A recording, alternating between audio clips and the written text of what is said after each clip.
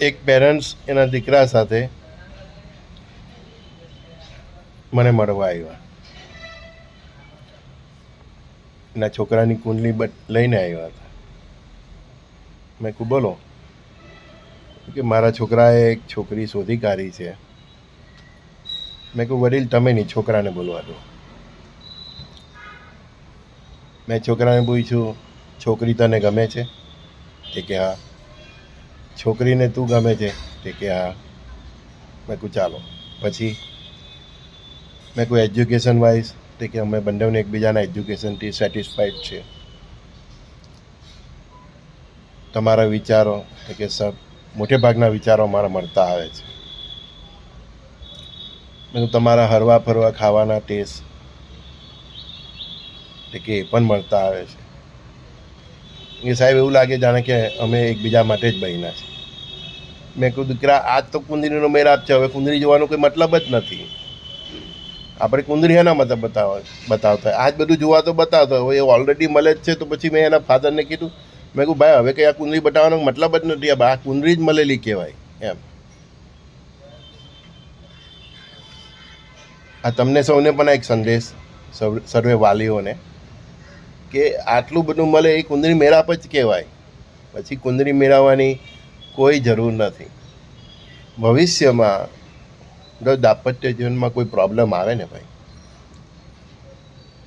તો એ બંને બાળકો અને એમના વડીલો એની મેચ્યોરિટી પર આધાર રાખે છે. એક જ જગ્યા પર અમે લોકો છૂટા થવાના મંજૂરી આપીએ, અમે એક જ જગ્યા પર, કદાચ કોર્ટ પર, કે બેમાંથી એકના લગ્નેતર સંબંધ હોય,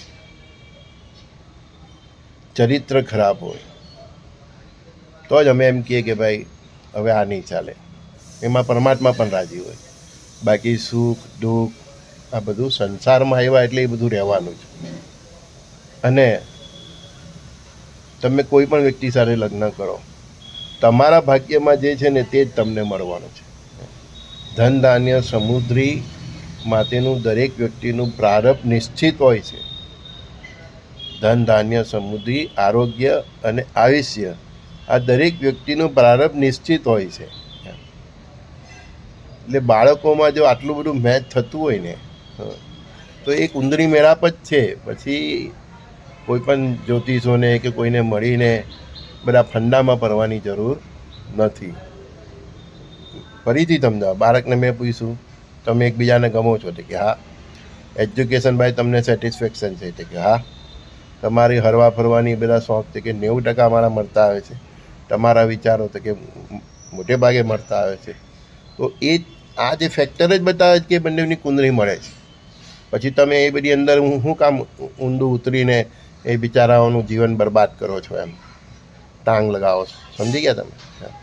આ જ કુંદરી મેળાપ કહેવાય કે વિચાર મળતા આવે, આ હરવા ફરવાના શોખ મળતા આવે, એજ્યુકેશન મળતા આવે, એકબીજાને ગમતા હોય, આ 4-5 વસ્તુ બસ એ ઇટ ઇઝ સફિશિયન્ટ.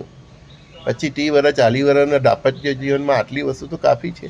કેટલું જીવે છે લોકો. આશા રાખું છું કે તમને વડીલોને, વાલીઓને, મારા સખાઓને, મિત્રોને મારો આ પોઈન્ટ સમજાયો હોય.